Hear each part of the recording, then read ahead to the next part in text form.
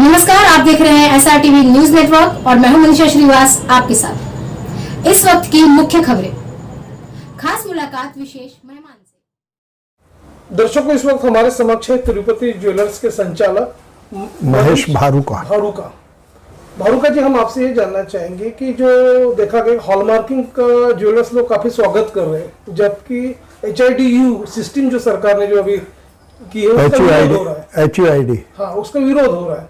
तो आपका क्या रुख है, आपका क्या अंदाज है, उस बारे में बताइए। HUID के विरोध के पीछे मुख्य कारण ये है कि जो आज तक हम लोगों को आदत थी जिस किस्म का स्टॉक मेंटेन करने की, वो स्टॉक जब तक क्लियर ना हो तो नया माल भरने के लिए भी तो इन्वेस्टमेंट लगेगा। तो व्यापारियों को पुराना माल आसानी से बेचने का समय मिलना चाहिए था, और उसमें यह है कि अभी तक इतना स्टॉक मेंटेन करने की आदत नहीं थी लोगों को। अभी गवर्नमेंट एकदम से सब चाहती है कि पुराना भी हमको बताओ, नया भी हमको बताओ। तो ये सब बातों से थोड़ा सा मिसअंडरस्टैंडिंग होती है। लेकिन हॉलमार्किंग शुरू करना या हॉलमार्किंग लागू करना, इसका कोई विरोध नहीं है। देखा गया कि जो सराफा व्यवसायिक जो है उनको काफी दिक्कतों का सामना करना पड़ रहा, जबकि उनकी ज्वेलरीज को सर्टिफाइड करना पड़ रहा, सर्टिफाइड सेंटर्स बहुत कम है। तो उस बारे में आप क्या कहोगे? सर्टिफाइड सेंटर जो कम है वो तो वास्तव में लैकिंग है। यदि पूरे व्यापारियों को और हॉलमार्किंग कराकर ही माल बेचना है तो फिर उसमें जल्दी हॉलमार्किंग भी होना चाहिए। हम 2-2, 4-4 दिन हॉलमार्किंग सेंटर के ऊपर माल छोड़ नहीं सकते।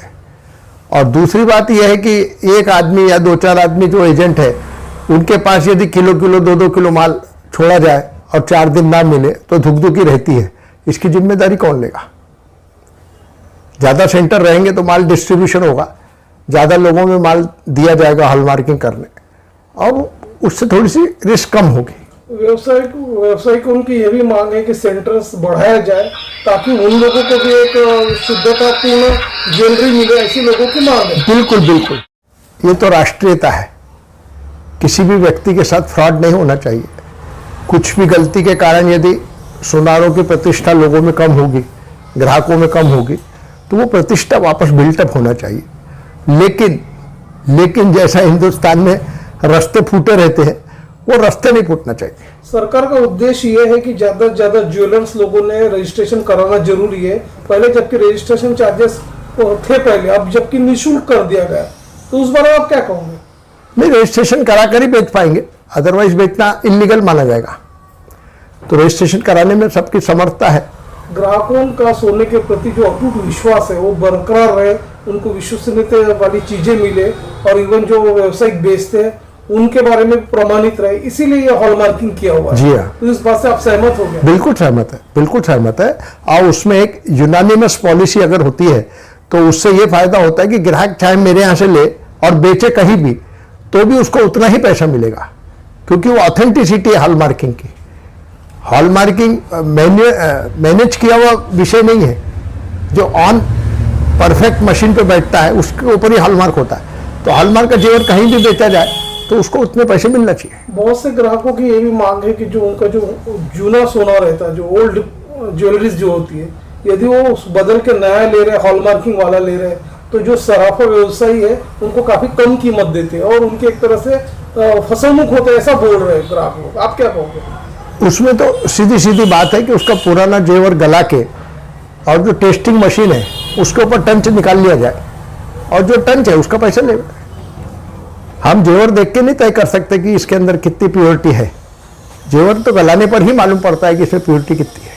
और कुछ ज्वेलर्स ये भी देखा गया है कि हम लोगों ने कुछ ग्राहकों से बातचीत भी हुई हमारी, तो उनसे ये पता चल रहा है कि कुछ जो व्यापारी है, व्यवसायिक है, जो सराफा व्यवसायी है, और जो पुराने जो सोने हैं, जो गहने पुराने, वो विदाउट सर्टिफाइड भी बेच रहे हैं लोग। तो उस बारे में आप क्या कहोगे? नहीं, जो ज्वेलरी मेकिंग की गई है, जो पहले से बनाई हुई है, उसका क्या स्टैंडर्ड है और वो हॉलमार्किंग पास होती कि नहीं होती उसके ऊपर भी तय रहता है। बगैर हॉलमार्किंग की भी बेच रहे हैं। नहीं तो वो अगर हॉलमार्किंग पास नहीं होगी तो फिर बिगर हॉलमार्किंग की होगी ना, वो तो पुराना स्टॉक है ना उसका, ओल्ड स्टॉक। हाँ, उसने नया स्टॉक नहीं बेचना चाहिए। लेकिन पुराना तो वो आखिर बेचेगा कैसे? अच्छा, जो हॉलमार्किंग में जो श्रेणी दर्ज की गई है, जैसे 22 कैरेट हो गया, 23 कैरेट, 18 कैरेट का जो गोल्ड हो गया, तो किस तरह की कैटेगरी आपके यहाँ पर अवेलेबल है, उपलब्ध है? नहीं, हम तो 22 केडीएम का ही माल बेचना पसंद करेंगे। जितना ज़्यादा हम ऊंचा माल बेच सके वो ग्राहक के लिए फायदेमंद है, जितना हल्का माल है वो ग्राहक के लिए फायदेमंद नहीं है। अच्छा, ज्वेलरीज को सर्टिफाइड करने के लिए जो समय लग रहा है और जो हॉल से सर्टिफाइड सेंटर्स की जो कमी है, इस बारे में आपका सराफा एसोसिएशन है, सरकार है, उससे क्या मांग है? नहीं, हॉलमार्किंग सेंटर बढ़ना चाहिए ताकि बहुत कम समय में हॉलमार्किंग करके हमारी ज्वेलरी हमको वापस मिले। कस्टमर आजकल आज के युग में ज्यादा देर रुकना नहीं चाहता, या तो तैयार मिले या विद इन 24 आवर्स उसको डिलीवरी मिले माल की, ये उसकी सोच है। ठीक है।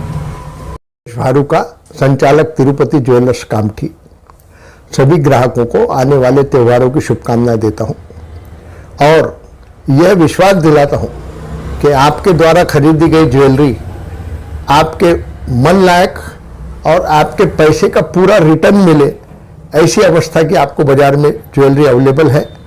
आप कृपया सब बातों का ध्यान रखते हुए ज्वेलरी खरीदें, बिल में खरीदें, ताकि देश का भी की भी व्यवस्था डिस्टर्ब ना हो और आपका भी कोई भी मोटो है वो डिस्टर्ब नहीं होना चाहिए। ये सब भावनाओं के साथ मैं अपने शब्द को विराम दें।